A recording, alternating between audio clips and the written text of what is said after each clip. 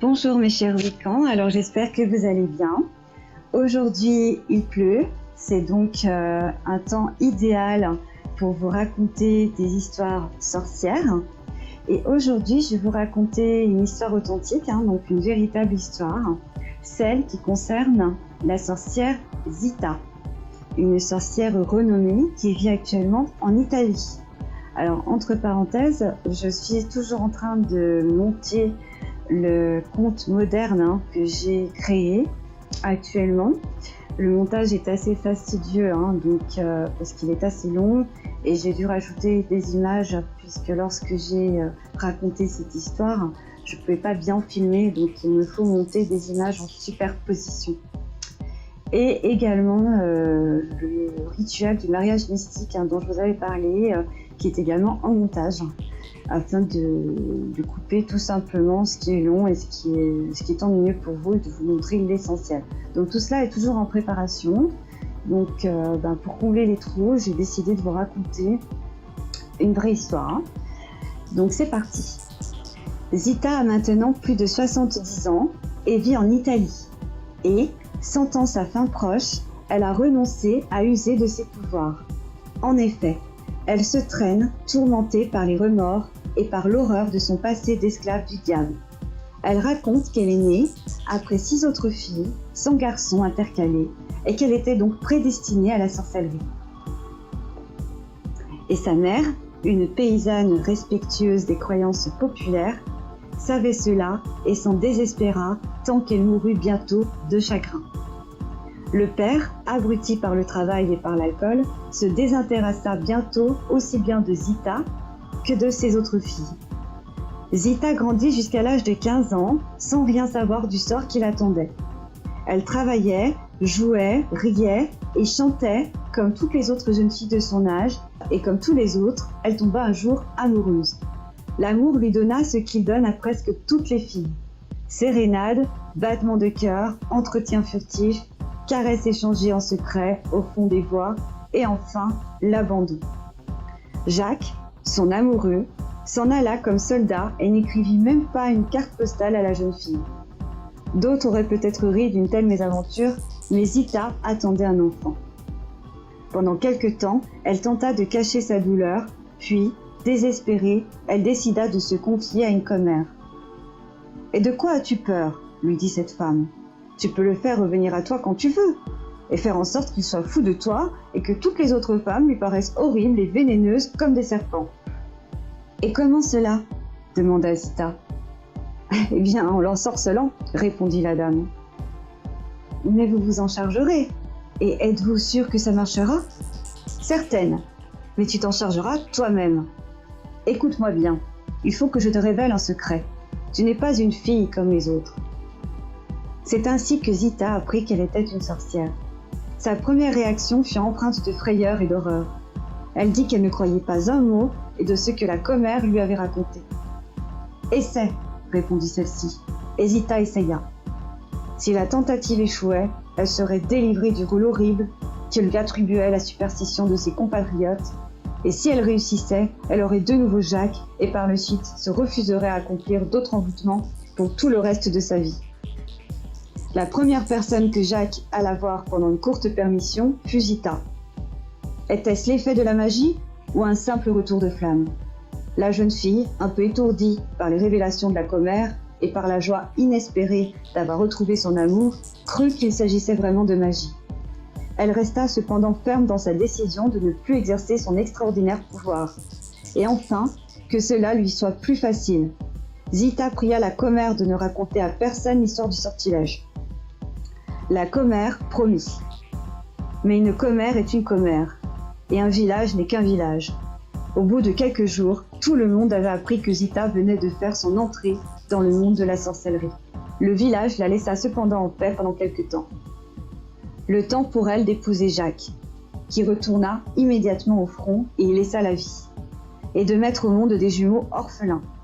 La pauvre fille dut dire adieu à l'amour, pour lequel elle avait accepté, bien que de façon temporaire, son destin de sorcière. De cet amour, il lui restait à présent que 2 petites bouches à nourrir. Tant qu'elle eut du lait, tout alla bien, ou presque. Mais quand il fut nécessaire de trouver du pain et ceux qui l'accompagnent, la petite veuve de 18 ans se trouva dans l'embarras. Et c'est justement ce moment que choisirent les fiancés abandonnés et les amoureuses déçues du village pour frapper à sa porte et lui demander, à la main, un panier d'œufs ou une bouteille d'huile, le sortilège miraculeux. Si l'amour avait fait faire à Zita le premier pas, c'est la faim qui lui fit faire le second en l'obligeant à accepter son destin de sorcière. Mais naître sorcière n'est pas tout. Il faut apprendre la manière d'utiliser ses qualités et les vieux secrets de la magie. C'est pourquoi Zita, alors que les jeunes filles de son âge allaient apprendre la broderie ou la couture, se rendit dans un village voisin, chez un vieux magicien, afin d'apprendre son métier fantastique. Et à une époque assez récente, à une époque où les voitures commençaient à gronder dans les rues, où les avions sillonnaient les cieux, voici ce qui se passa dans la maison du magicien. Le premier souci du magicien fut d'initier la jeune sorcière. Il disposa par terre un cercle de fer et il demanda à la jeune femme de se mettre au milieu, complètement nue, avec un chapelet à la main.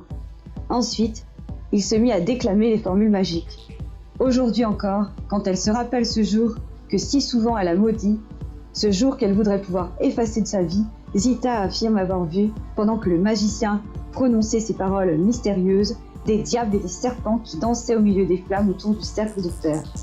Ces visions horribles, dues probablement au pouvoir de suggestion de l'homme, chassèrent tous les doutes du cœur et de l'esprit d'Zita. Elle était réellement une sorcière et elle ne pouvait rien faire d'autre qu'en accepter son sort. Le magicien apprit à Zita la magie du bien. Elle obtint la recette des poudres thérapeutiques et de décoctions destinées à soigner les maladies mystérieuses. Mais combien de maladies très connues n'étaient-elles pas mystérieuses il y a une trentaine d'années dans un petit village arriéré? Elle apprit aussi à opérer les ulcères et les gangrènes en utilisant un couteau de cordonnier et un peu de ficelle. Après avoir communiqué à Zita toute la science qu'il possédait, le magicien conseilla à la jeune femme de compléter son instruction à l'école supérieure d'une sorcière d'un autre village.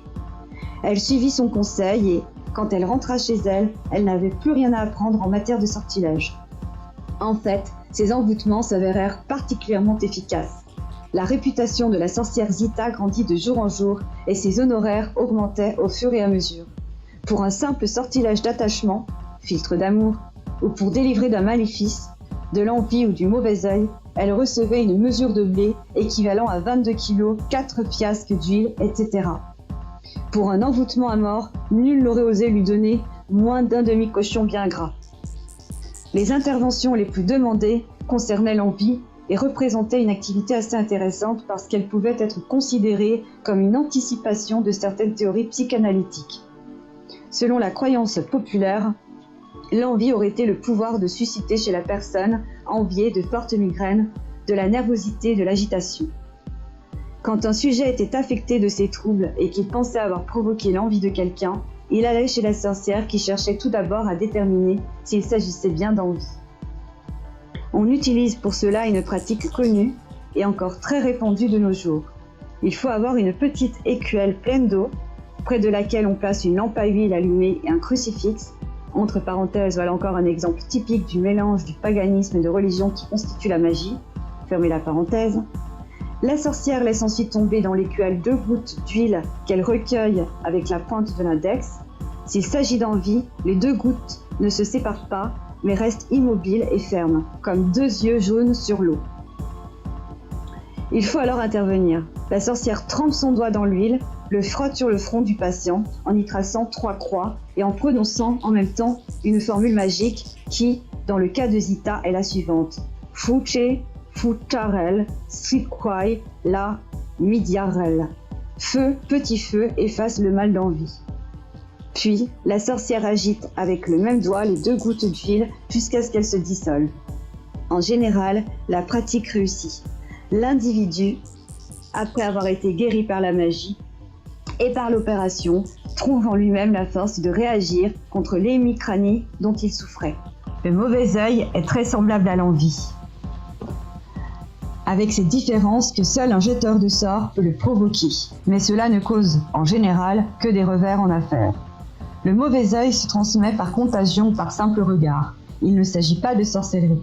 Pour le conjurer, on utilise des amulettes et des conjurations entre parenthèses, cracher 3 fois et verser 3 fois du sel devant la maison du jeteur du sort pendant 7 jours de suite. Fermez la parenthèse. On est ainsi immunisé définitivement. Voici que nous arrivons maintenant à l'envoûtement d'attachement, si demandé et par lequel la sorcière suscite l'amour chez une jeune fille récalcitrante ou chez un jeune homme indifférent. Elle l'avait expérimenté elle-même la première fois et ce fut un succès. C'est l'envoûtement que Zita effectue avec le plus de plaisir et qui, jusqu'à présent, est connu et pratiqué même dans les villes les plus évoluées. L'envoûtement s'effectue en 3 temps. Tout d'abord, l'amoureux malheureux apporte à la sorcière de l'or travaillé, entre parenthèses, boucles d'oreilles, bagues, bracelets, etc. fermez la parenthèse. Un bouton du col de sa chemise, un bouton de manchette, une mèche de cheveux et un mouchoir dérobé à la jeune fille. Dans ce mouchoir, la sorcière enveloppe le tout avec de la terre sur lequel a marché l'amoureux malheureux.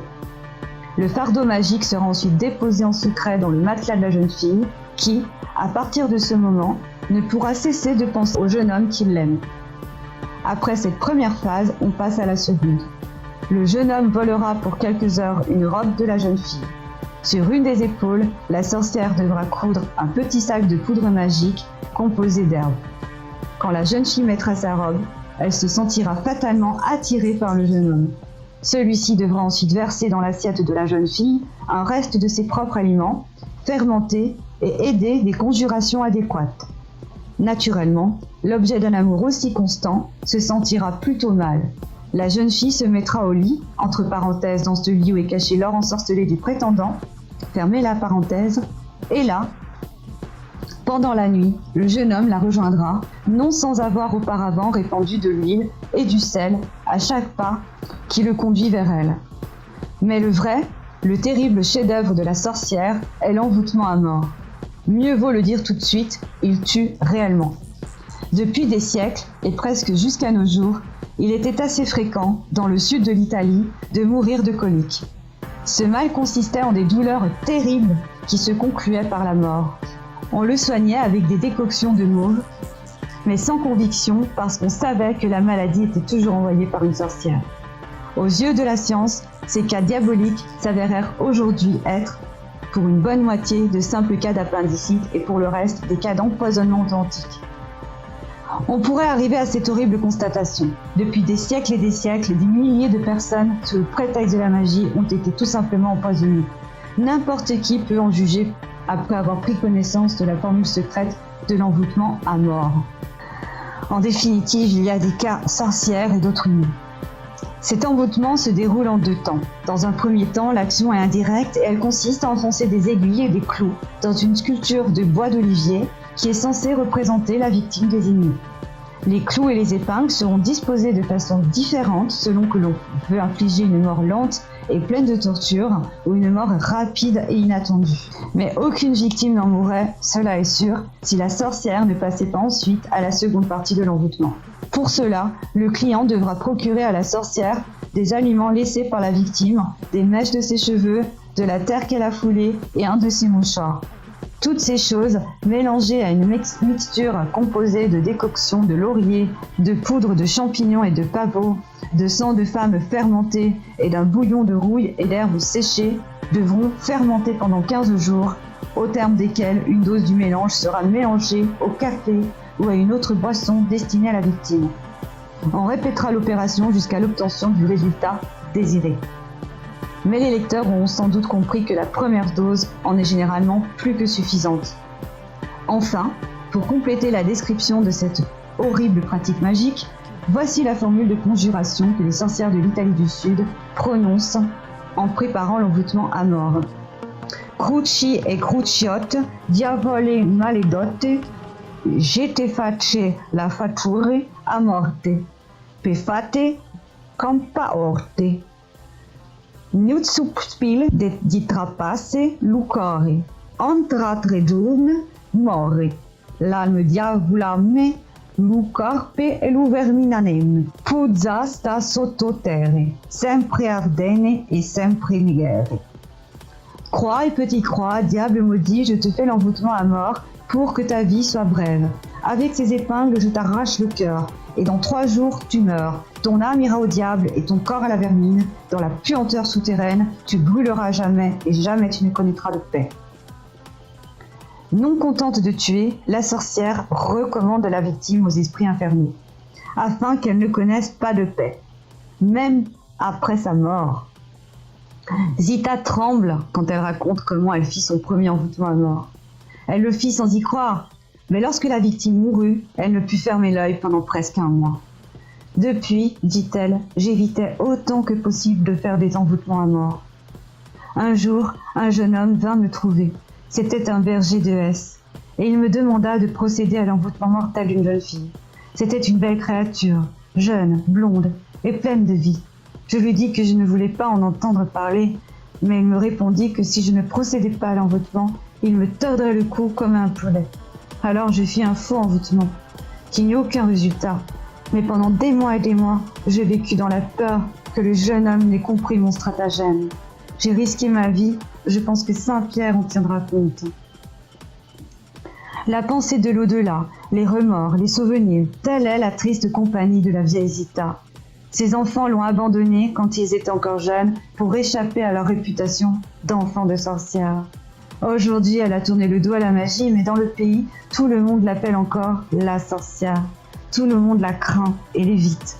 Les enfants jettent des pierres et lancent des insultes sur son passage. La nuit, il secoue sa porte mal fermée et lui joue 1000 tours.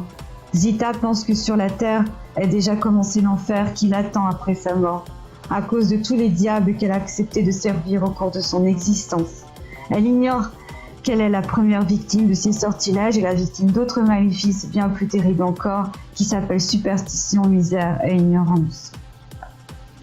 Voilà donc pour cette histoire authentique. On reste très fort mes chers Wiccan et je vous dis à bientôt pour un prochain cours vidéo. Bisous.